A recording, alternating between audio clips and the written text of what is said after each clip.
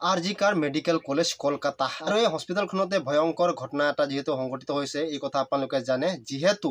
rape আর হত্যা করা হয়েছে এগৰাকী ডক্টৰক আৰ যেতিয়াৰ পৰা এই ঘটনা সংঘটিত হয়েছে সমগ্র ভারতবর্ষর ফিমেল আর মেল পার্সন দুইটাই হইবলৈ বাধ্য হয়েছে যে আমি আমার নিজের স্বাধীন দেশখনতে জানো আমি স্বাধীনভাবে আজি থাকিব পাৰিছো আমাৰ ল'ৰা ছোৱালীক আমি স্বাধীনভাবে এৰি দিব পাৰিছো ইয়াৰ ওপৰতে কথা পাতিম বন্ধুসকল এই ঘটনা ক'ত হ'ল আৰু কি ধৰণে হৈছে আৰু এই ৰেপ আৰু হত্যা কোনে কৰিছে ইয়াৰ বিষয়ে মই জনাবলৈ চেষ্টা কৰিম এই সামান্য আৰু সৰু ভিডিঅ'টোত যদি আপোনালোকে এই কেছটোৰ বিষয়ে বহুত বেছি নাজানে তেতিয়াহ'লে এইটো ভিডিঅ'ৰ পৰা আপোনালোকে জানি ল'ব পাৰিব যে এইটো ঘটনা ক'ত হ'ল আৰু ৰেপ হত্যা কেনেকৈ কৰা হ'ল আৰু কোনে কৰিছে তেনেহ'লে বলক ভিডিঅ'টো আৰম্ভ কৰোঁ আৰু সুপ্ৰিম কোৰ্টৰ নিৰ্দেশ অনুসৰি মই সেই ডাক্তৰগৰাকীৰ ফটোজ আৰু নাম মই উল্লেখ কৰিব নোৱাৰিম যদিও এটা কথা স্পষ্টভাৱে মই কৈ দিব খোজো যে যিগৰাকী ডক্টৰৰ ৰেপ আৰু মাৰ্ডাৰ হ'ল সেইগৰাকী ডক্টৰ বৰ্তমানলৈকে ট্ৰেইনিঙত আছিল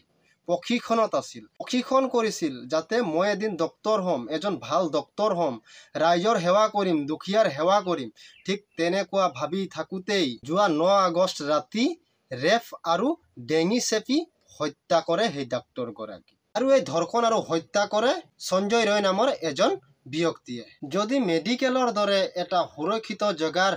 ব্যক্তিয়ে সুৰক্ষিত নহয় তেতিয়াহ'লে আমাৰ দৰে খোলা আমত ঘূৰি ফুৰা মানুহৰ কি অৱস্থা হ'ব পাৰে লগতে এই যে সঞ্জয় ৰয় এনেকুৱা এজন দুখীক কি শাস্তি প্ৰদান কৰিলে ভাল হ'ব বুলি আপোনালোকে ভাবে তলত কমেণ্ট কৰি জনাবলৈ অৱশ্যে নাপাহৰিব আৰু এই ঘটনা হোৱাৰ পাছত ভাৰতবৰ্ষৰ সমগ্ৰ ৰাজ্যতে এতিয়া উত্তাল প্ৰতিবাদৰ সৃষ্টি হৈছে লগতে আমাৰ অসমৰ নগাঁৱতো একাংশ ফিমেল ডক্টৰ নাৰ্ছসকলে প্ৰতিবাদ কৰি আছে আশা কৰোঁ কলকাতাত হোৱা ঘটনাটোৰ ওপৰত বেছিক নলেজ এটা হ'লেও আপোনালোকে পালে এয়াই আছিল আজিৰ ভিডিঅ' সৰু সুৰাকৈ জনাই দিলোঁ যাতে আপোনালোকো এই ঘটনাৰ কথাবিলাক ক্লিয়াৰকৈ বুজি পায় আৰু এয়াই হ'ল কলকাতাৰ যি ঘটনা ইয়াৰ ওপৰত সৰু মৰু এক সাৰাংশ তেতিয়া নতুন অন্য এটা ভিডিঅ'ত লগ পোৱাৰ আশাৰে আজিলৈ বিদায় লৈছোঁ জয় অসম আৰু